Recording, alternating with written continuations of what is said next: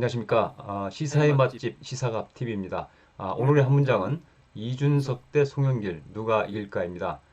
국민의힘 전당대회에서 이 대회 초반 이변이었던 이 이준석 대세라고 하는 이변은 전당대회 결과 이준석 대세가 그대로 굳어져 버려서 이변이 없었던 걸로 끝났죠.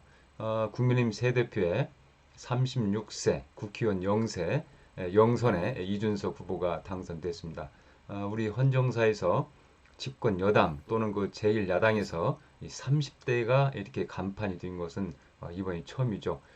국민의힘은 물론이고 민주당 등 한국 정당, 한국 정치에 엄청난 변화가 불가피할 것으로 봅니다. 저는 이 한국 정치가 혁명이 버금가는 어떤 개혁기로 접어들었다고 평가하고 싶습니다.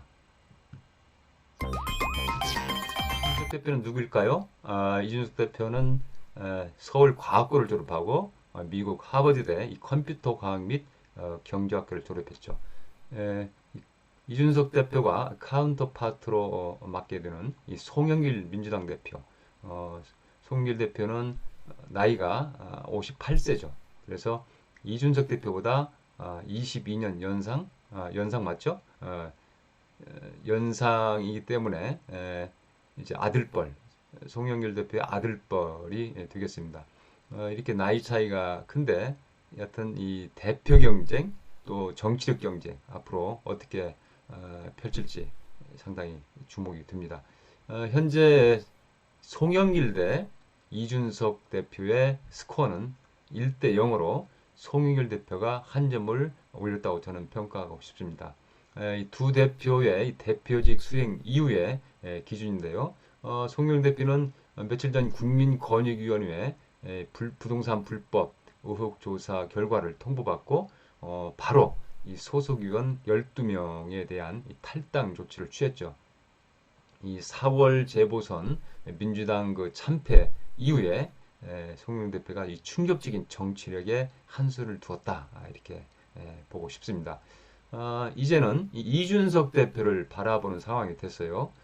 국민의힘이 국민권익위에 이제 전수조사 의뢰를 했죠. 그 결과가 나올 텐데 이 결과에 대해서 이준석 대표가 과연 어떠한 태도를 보일지가 관심거리입니다. 이준석 대표의 리더십 방향성은 무엇일까요? 제가 이 수락연설을 보니까 이 변화, 공존, 공정 이런 말들을 강조하고 있어요. 이준석 대표가 이런 말을 했어요. 이 변화를 통해서 대선에서 승리할 것이다. 또 이 다양한 대선 주자 및 지지자들과 공존할 수 있는 당을 만들 것이다. 그러면 송영 대표는 누굽니까? 2000년 16대 국회에 입성해서 5선 의원을 지내고 있어요. 또 인천시장을 지낸 화려한 정치 경력을 갖고 있죠.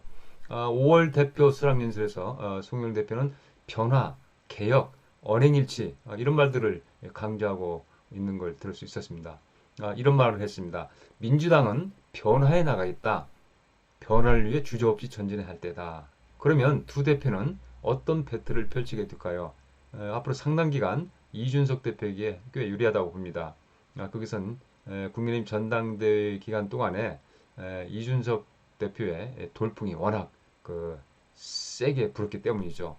이 돌풍의 효력은 앞으로 상당 기간 동안 계속될 것으로 생각이 듭니다.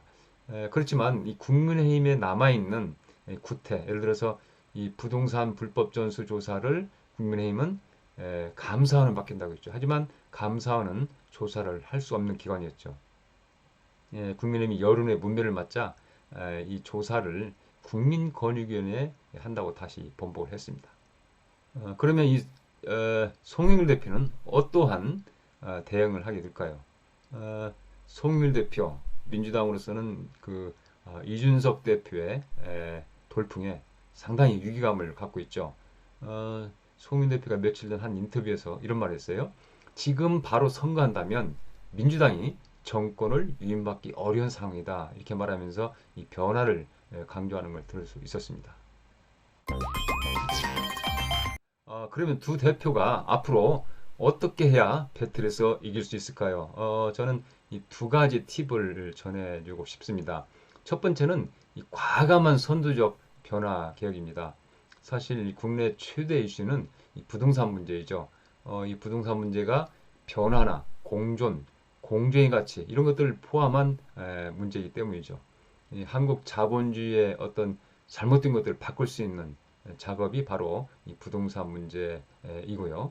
그래서 이 민주당이 됐던 국민힘이 됐던 어떤 정당이 됐던 이 부동산 문제에 대한 정말 획기적이고 선두적인 변화, 현실적인 솔루션을 제공한다면 그 정당은 국민으로부터 큰 박수와 지지를 받을 것으로 생각이 듭니다.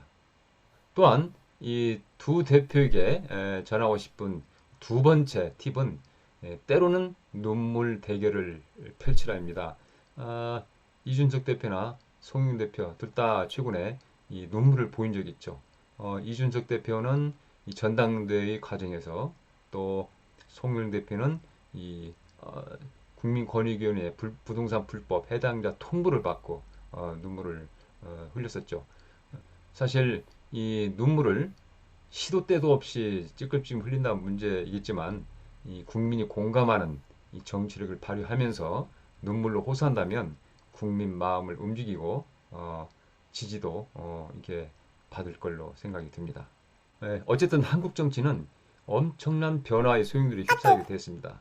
이 잘하면 이 삼류 사류라는 이 지탄을 받던 한국 정치가 새롭게 다시 날 수도 있겠구나 하는 희망도 갖게 되죠. 이런 희망이 현실화도록 치열하게 변화의 노력을 기울이는 이 당 대표가 또 정당이 내년 대선에서 웃지 않을까 생각을 해봅니다. 네, 이 한국 정치의 혁명적인 변화를 기대하면서 본 시사갑 TV는 좀 더 유익하고 재미있는 스토리를 준비해서 다시 배울 것을 약속드립니다. 잠시 구독, 좋아요 부탁드립니다. 감사합니다.